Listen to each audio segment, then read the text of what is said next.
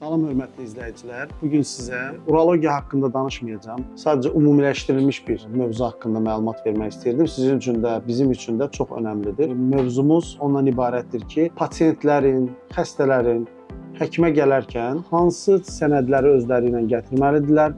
Hansı sənədlər önəmlidir? Ümumiyyətlə, bunların həkim üçün nə əhəmiyyəti var, xəstə üçün nə əhəmiyyəti var? Biraz bu mövzudan sizə bəhs eləmək istəyirəm. Biz günlük praktikamızda baxırıq ki, xəstələr gəldikləri zaman bizə lazım olan, bu dəqiqə lazım olan, yəni xəstənin bugünkü diaqnozunu təsdiqləmək üçün sənədləri gətirməyiblər, hansı ki, analizlər olunub onlarda və onlar onu gətirməyiblər. Əhəmiyyətini mən sizə vurğulayım. Analizlər, istər qan analizləri olsun, istər CD analizi olsun, ümumiyyətlə, laborator analizlər 6 ay müddəti keçməyibsə, radioloji müayinələrdən də 1 il ərzində olunmuş, 1 il əvvəlki radioloji müayinələrin nəticələrini həkimə gələrkən gətirməniz şərtdir.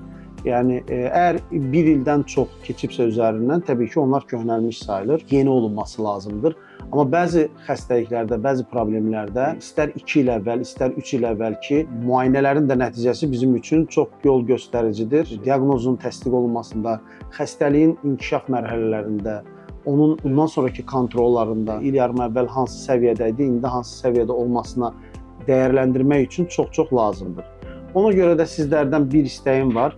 Həkimə gələrkən olunmuş müayinələrin nəticələrini ya bu disk şəklində ola bilər, CD formatında, KT, MRT şəklində, kompüter tomoqrafiya və ya maqnit rezonans görüntüləmə ola bilər və ya ultrason kağızları ola bilər, raporlar və onların üzərinə tikilmiş görüntüləmələr ola bilər.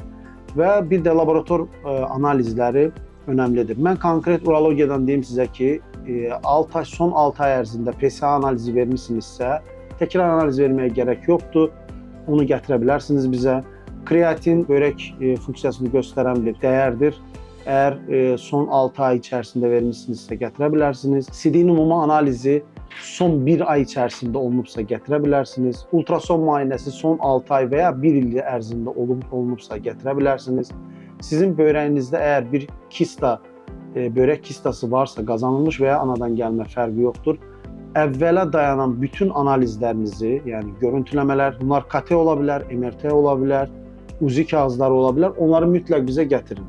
Çünki bir əvvəl, məsələn 2 il əvvəl hansı ölçüdə olub, kista indi bugün günümüzdə hansı ölçüdədir və ya strukturasında, xarakterində dəyişikliklər varmı, o dönəm var mıydı, bu dönəm yeni bir dəyişikliklər oraya əlavə olunubmu, onları görmək üçün bizə çox lazımdır.